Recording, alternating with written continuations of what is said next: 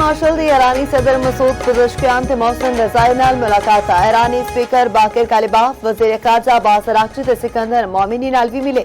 कशीदगी रोकण ते आबने हुमस खोलण ते तबादला ख्याल। ISPR के मुताबिक दौरा अमरीका ईरान तनाज़ुर दे खात्मे लई पाकिस्तान दे सिफारती कोशिशां दा हिस्सा है। मकसद कशीदगी विच कमी ते खिते विच पायदार अमन दी राह हमवार करना है। इलाका अमन ते तनाज़ात नूं मुज़ाकरात नाल हल करन दी राह उत्ते गौर होया। ईरानी क़यादत ने पाकिस्तान के तामीरी किरदार ते मुखलिसाना कोशिशां नूं सराहया। फील्ड मार्शल आसिम मुनीर दा ईरान दा एक रोज़ा दौरा मुकम्मल। वज़ीर दाखिला मोहसिन नकवी भी फील्ड मार्शल दे नाल मौजूद सन।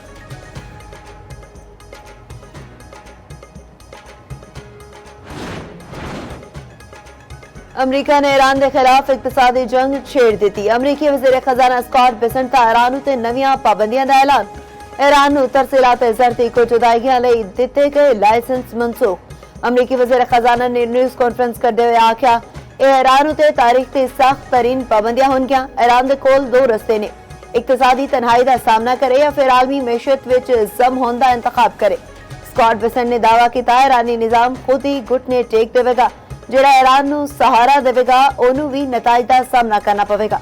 कोई साडी तवक्कात उत्ते पूरा लथना नहीं ते चाहता ते उस नूं डॉलर सिस्टम तो निकलना होवेगा। हर उस रग तो वधना पवेगा जिहड़ा ईरानी रजीम नूं सहारा दे रही है।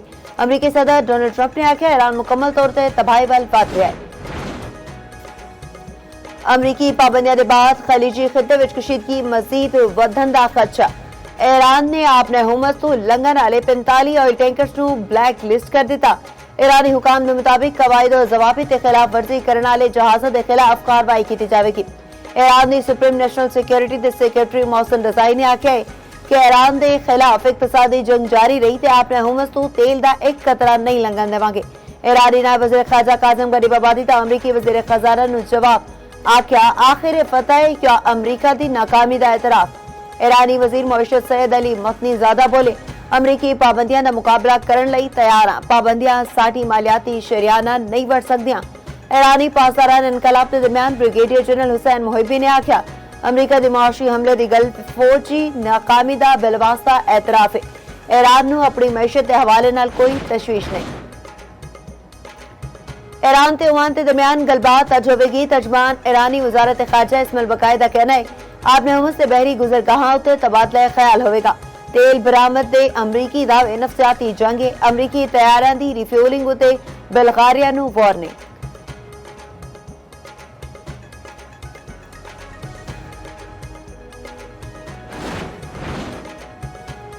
ओमान दे साहिल दे नेड़े ऑयल टैंकर ते प्रोजेक्टाइल नाल हमला। बरतानवी मैरीटाइम ट्रेड ऑपरेशंस के मुताबिक हमले विच जहाज दे इंजन रूम नूं नुकसान अपड़िया। अमला महफूज रहा।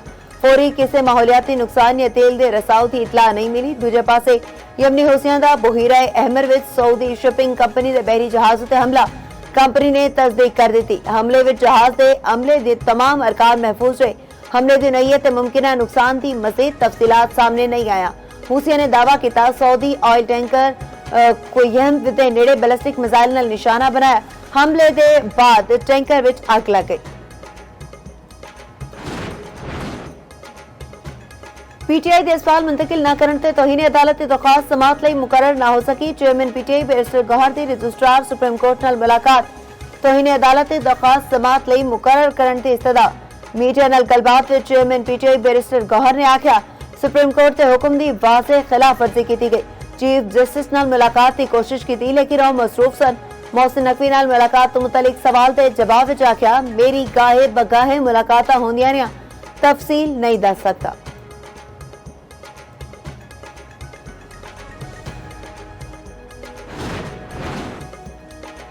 बानी पीटीआई के अस्पताल मुंतकिली केस विच हुकूमती नजरसानी दरख्वास्त छेती समात लई मंजूर न हो सकी। ज़राए के मुताबिक बानी पीटीआई के अस्पताल मुंतकिली केस विच हुकूमती नजरसानी दरख्वास्त नूं नंबर अलॉट कर दिता गया। चीफ कमिश्नर की नजरसानी दरख्वास्त अपनी वारी उत्ते समात लई मुकर्रर होवेगी। रजिस्ट्रार सुप्रीम कोर्ट ऑफिस ने हुकूमती नजरसानी उत्ते नोट तहरीर कर दिता।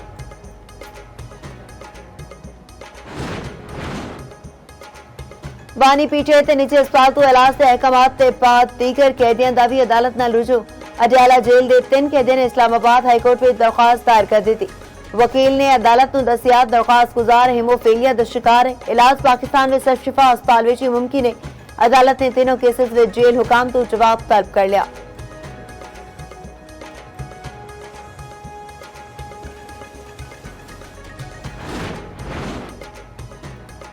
ओपोजिशन दी तमाम जमातां दा ज्वाइंट ओपोजिशन उत्ते इतफाक बाहमी मुशावरत नाल आइंदा दा लाहे अमल तय करने दा फैसला। मुत्तहिदा ओपोजिशन दा पार्लीमेंट हाउस विच पहला पार्लिमानी पार्टी इजलास। पार्लीमेंट के अंदर मुश्तरका हिकमत अमली ते मुशावरत। इजलास के बाद मीडिया नाल गलबात करते हुए सरबराह JUI मौलाना फजल रहमान ने आख्या आज साडी जदोजहद के आगाज का पहला कदम है। यह कदम पाकिस्तान के वकार का तहफुज बनेगा। बाहमी मुशावरत नाल सारे इकदाम तय पाएंगे। जेलां सियासी कैदी नाल भरिया होया ने सारियां नूं रिहा किया जाए। ओपोजिशन लीडर महमूद अचकजई बोले अल्लाह करे ओपोजिशन का इतिहाद बरकरार होवे। चेयरमैन PTI बैरिस्टर गौहर ने आख्या ओपोजिशन का इतिहाद सिर्फ कौमी असैम्बली फ्लोर ते कानून साजी की हद तक है।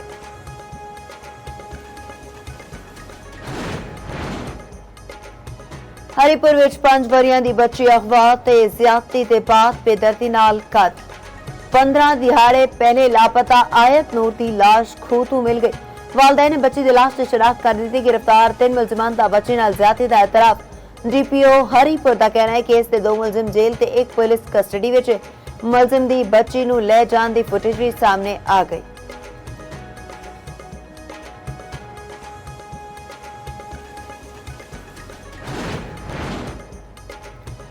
रावलपिंडी विच कतल की जाने वाली 45 वरिया दी हिना जावेद दी गर्दन दी हड्डी टुटी हुई सी। फसलियां ते कोल्हे दी हड्डी उत्ते जख्म दे निशान मौजूद सन। मकतूला दे पोस्टमार्टम रिपोर्ट सामने आ गई। रिपोर्ट के मुताबिक हिना जावेद ते दिल दे गिर्द झली खून नाल भरी हुई सी। मकतूला ते DNA सैंपल हासिल करके लेबोरेटरी भिजवा दिते गए। इब्तदाई तौर ते मरण दी वजह दा वाज़े तयन नहीं हो सकिया। मकतूला दे शोहर फैसल दे मुलाजिम ज़िशान ने दौरान तफ्तीश दसिया कि हिना जावेद नूं खावंद नाल झगड़े दे दौरान गला दबा के कत्ल किया गया। मुलजिम ज़िशान दा कत्ल विच मरकजी मुलजिम फैसल दी मदद दा एतराफ। मकतूला दे शोहर फैसल असगर दे हवाले नाल एक होर इंकशाफ। फैसल असगर मुख्तलिफ यूनिवर्सिटियां विच लेक्चर दिंदा रहा। लेक्चर्स विच बीवियां दे कत्ल दी मिसालां दित्तियां जांदियां रहियां। वीडियो सामने आ गया। RPO रावलपिंडी ने मीडिया ब्रीफिंग विच दस्सिया DNA समेत सारे साइंटिफिक पहलुआं नाल मुकदमे दी तफ्तीश जारी। हिना जावेद ते कत्ल दा मामला कौमी असैम्बली विच अपड़ गया। मकतूला कौमी असैम्बली दे साबिक मुलाजम सन। रुकन असैम्बली सायरा अफजल तारड़ ने कौमी असैम्बली विच हिना लई दुआए मगफिरत कराई। स्पीकर सरदार रियाज सादिक ने आख्या खवातीन दा इस तरह नाल कत्ल बेईमाना फेल है। वज़ीर कानून आज़म नज़ीर तारड़ ने आख्या पंजाब हुकूमत ने एक खसूसी कमेटी बनाई है। मुलजिमान नूं किसी सूरत माफ नहीं किया जाएगा।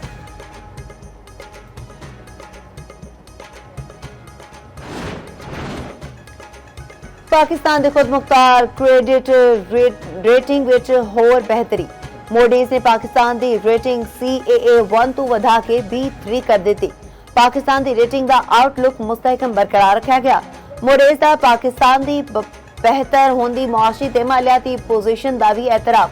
वज़ीर-ए-आज़म की क्रेडिट रेटिंग विच बेहतरी उत्ते कौम नूं मुबारकबाद। आख्या रेटिंग विच बेहतरी हुकूमती मुआशी पॉलिसी ते इस्लाहात उत्ते आलमी एतमाद का मजहर है। आजाद कश्मीर कानून साज असैम्बली विच स्पीकर ते डिप्टी स्पीकर का इंतखाब अज होगा।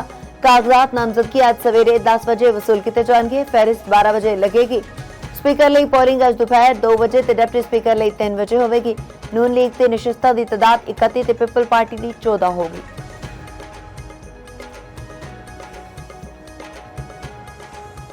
जैतून की पैदावार ते बरामदात विच इजाफे ਲਈ Pakistan national oleo value chain policy का इजरा। वज़ीर-ए-आज़म शहबाज शरीफ ने इस्लामाबाद में तकरीब नाल खिताब करते हुए आख्या किसानां ते माहिरीन दी मेहनत नाल जैतून के शोबे में शानदार मिसाल कायम हुई। नजर इनकलाब ਲਈ किसानां नूं हर मुमकिन मावनत फराहम करांगे। दरामदी बिल विच कमी ਲਈ पाम ऑयल ते सूरजमुखी काश्त नूं फरोग दिता जावे। वज़ीर-ए-आज़म दा जैतून के मसनूआत ते मुख्तलिफ स्टॉलां दा मुआयना। जैतून की काश्त नूं फरोग देने वाले किसानां नूं खराजे तहसीन। वज़ीर-ए-आज़म दा 100 नौजवान ज़रई ग्रेजुएट्स नूं इटली भेजण दा ऐलान। दूजे पासे वज़ीर-ए-आज़म शहबाज शरीफ ने कतरी वफ्द नाल मुलाकात विच गलबात करदे आख्या पाकिस्तान ते कतर दे दरमियान देरीना मजबूत ते बरादराना तालुकात ने। कतरी वफ्द दा पाकिस्तान में सरमायाकारी वधान विच गहरी दिलचस्पी दा इजहार। शानदार मेहमान नवाजी ते पाकिस्तान दा शुक्रिया अदा किया। गुजरावाला येलो लाइट मास ट्रांजिट की तकमील ਲਈ मार्च 2027 ਦੀ ਡੈਡਲਾਈਨ ਮੁਕਰਰ फैसलाबाद ਤੇ गुजरावाला मास ट्रांजिट सिस्टम प्रोजेक्ट की बर वक्त तकमील की हिदायत वज़ीर मरियम नवाज का मास ट्रांजिट प्रोजेक्ट की डेडलाइन हर सूरत पूरी करने का हुक्म मरियम नवाज ने आख्या आवाम नूं दरपेश मुश्किलात का अंदाजा है मास ट्रांजिट प्रोजेक्ट की बर वक्त तकमील जरूरी है मास ट्रांजिट प्रोजेक्ट से टाइम लाइन नूं किसी सूरत अगे नहीं जाना चाहिए वज़ीर मरियम नवाज ने 3 शिफ्टां विच काम कराने लई इकदामात की हिदायत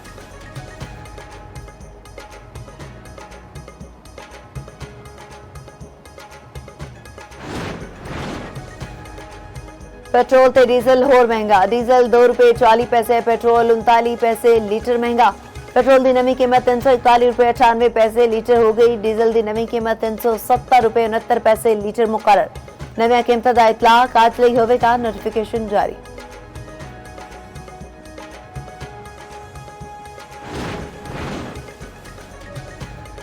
पेट्रोलियम लीवी के खिलाफ जमात इस्लामी के एहतजाज 10वें दिहाड़े विच दाखिल लाहौर पिशावर कराची विच धरने जारी अमीर जमात इस्लामी हाफिज नईम ने लाहौर विच धरने तो खिताब करदे आख्या हुकूमत अपने खर्चे घट नहीं कर रही आवाम की जेबा उत्ते डाका पाया जा रहा है ब्यूरोक्रेट्स लई वड्डी वड्डी गड्डियां लितियां गया अपने आप नूं बादशाह समझण नाल निजाम नहीं चलेगा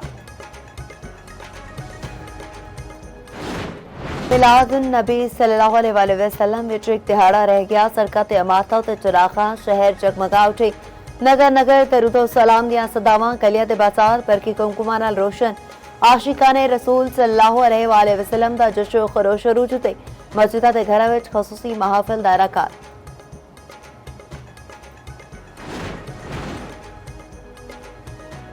इमेंसिटी इंटरनेशनल दी नई दिल्ली विच काकरोच जनता पार्टी उत्ते भारतीय पुलिस ते तशद्दुद दी मजम्मत इमेंसिटी इंटरनेशनल ने एक बयान विच आख्या भारतीय पुलिस ने नौजवानों के एहतजाज उत्ते हद तो वध ताकत इस्तेमाल की